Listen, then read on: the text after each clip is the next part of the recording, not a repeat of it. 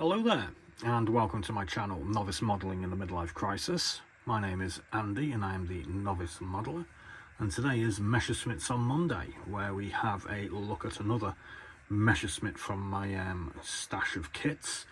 Normally a 109, but today we thought we'd do something a little bit different, or very different, because look, we're looking at this Me1101 Nachtjager, Night Fighter, from Dragon. And this is actually the first time I've looked at a Dragon aircraft kit, so it's doubly interesting for me. I'm pretty certain a lot of people won't have heard of this one, so we'll read the blurb out at the end, but we'll do the standard thing first, where we'll have a look at the parts and the instructions and the decals. We'll also just briefly go through the history of this kit. It's not a new one, it's a new tooling from 1993, so it's 30 years old, but it looks pretty nice. It also went through a reboxing by DML, which is Dragon under a different badge, in 1996, and in 1998 Revell got their hands on it, surprise surprise, and released kits for a very short period. Price wise for this, they seem to come up quite regularly on eBay, but the prices do vary quite significantly. I currently can see them for, with postage, around about sort of 20 to 45 pounds. I'd probably buy the 20 pound one if you wanted it. So this kit, as it says on here, contains 74 parts and is for modelers aged 10 and over, so it should be okay for me to have a go at some point. So let's have a look at these. Let's have a little bit look at the box first, because the box art is rather nice. I'm not exactly certain what aircraft it's fighting. It's an RAF. It's got a torpedo on it. I think it might be a, I'm not even going to comment on what I think it is, but it's a jolly nice looking thing. It's got the radio antennas on the front, and it's got these very early missile things as well. So let's have a look at these parts. As we can see, we have very fine recessed panel lines, which is always a nice thing for a slightly older kit. We've got quite a lot of these. I'm thinking are probably small access points. I don't see any rivet marks on it, but that's probably not a bad thing. You can see we've got mounting points here for our wings. Let's just flip this over and have a look inside. So here we've got the let's try and get this right. This is the cockpit area, and then this is the front undercarriage area. So obviously I'm thinking we're probably going to have an ass sitter here if we don't weight it down. This piece here is going to be built up with a full engine that goes in here as well, which is quite nice. We've also got some PE, there's some PE panels to put on here as well for the flight control systems. So moving through here, what have we got? I'm thinking these are parts of the undercarriage. We've got the front undercarriage arm and wheel. This is the, I suppose you could call it the floor section, but it's actually the top section where the undercarriage goes in. So I'm thinking that's the outer point, and that's going to be the inner side. We've got the rear of the fuselage here, which is going to hold our rather large engine. You can see just about where it comes out at the back there. I'm not too sure what those bits are. It's normally the way. We've got our wing undersurfaces here, where we've got some mounting points for some rather large drop tanks and our weapons. Let's flip them over, they're the top surfaces. It's got a strange little angled thing here as well. Oh no, we've got more undercarriage parts here. There's our two undercarriage wheels. These are probably going to be struts for the undercarriage. Got quite a nicely detailed seat there. Pilot stick.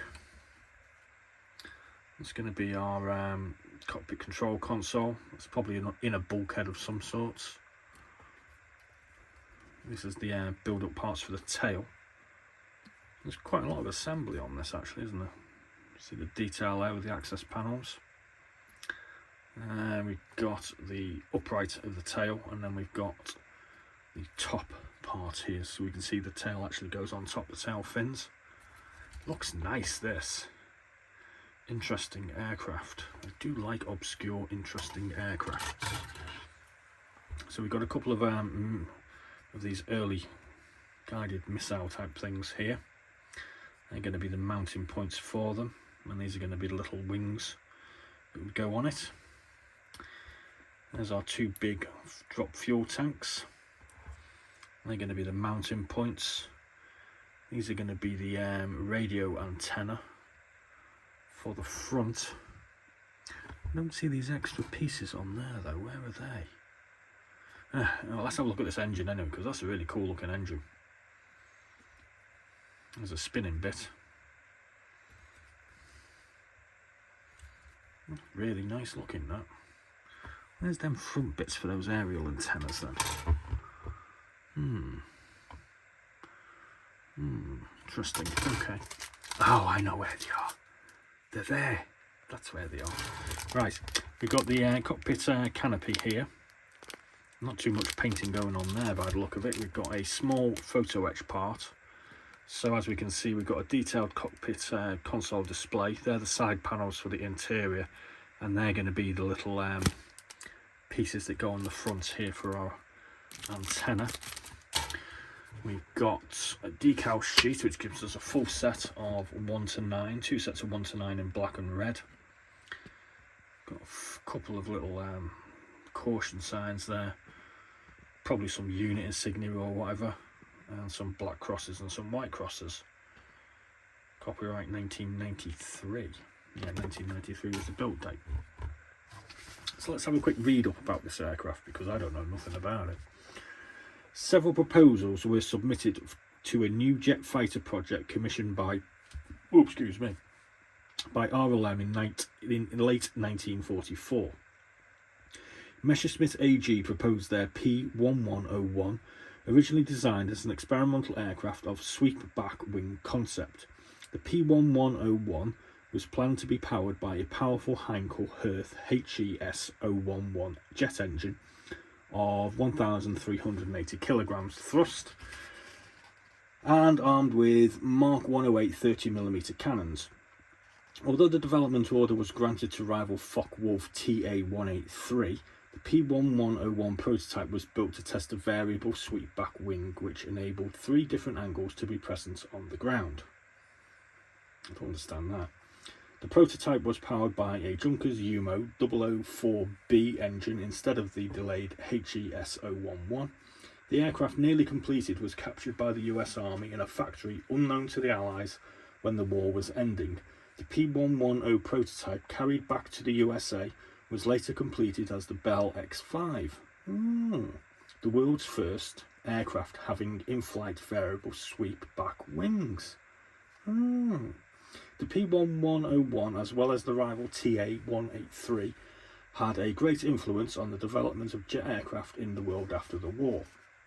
In the Korean War, the first air combat by jet fighters was seen between Soviet MiG-15, descendant of the TA-183, and the American F-86, descendant of the P101. Oh, wow. Crew 1, wingspan 8 metres, length 8.98 metres, height 3.71 metres, power plant Junkers Umo 004B, max speed 860 kilometers an hour at 7,000 meters.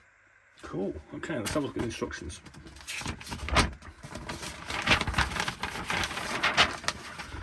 Right, so there's our fuselage. So that's the top part there. That's the little cockpit area, and that's our where the wheel goes, undercarriage bay. And as we can see, we've got the top area of the fuselage here, and there's our little photo etch panels that we need to attach inside. There.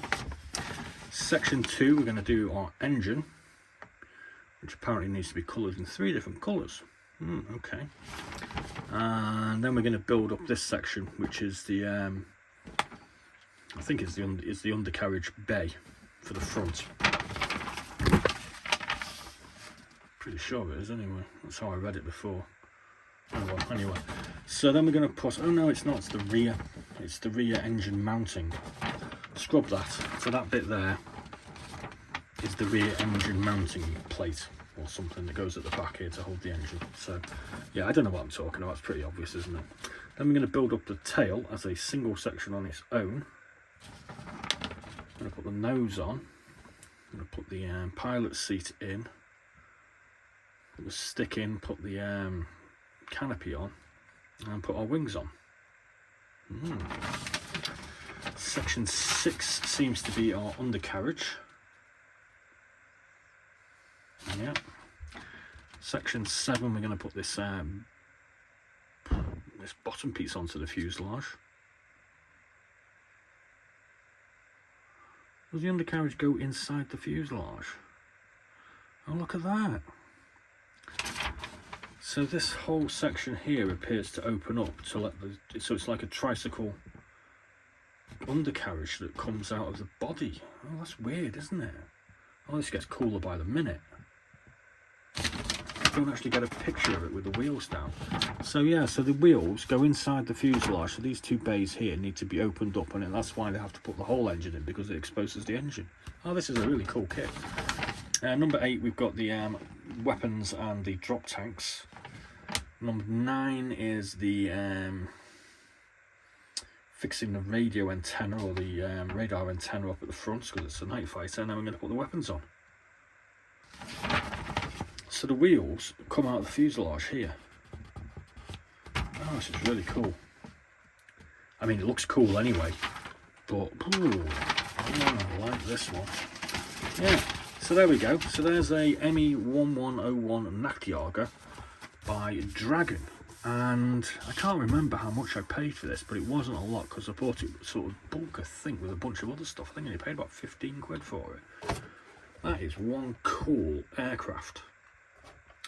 And interesting as well, because apparently the Americans developed into the first swing-wing aircraft. Oh, that's really cool. Okay, so slightly different from the standard fare of 109 on Monday. I think the couple of hundred people that watch this might have learned something today, because I know I've just learned a whole load of things in 12 minutes.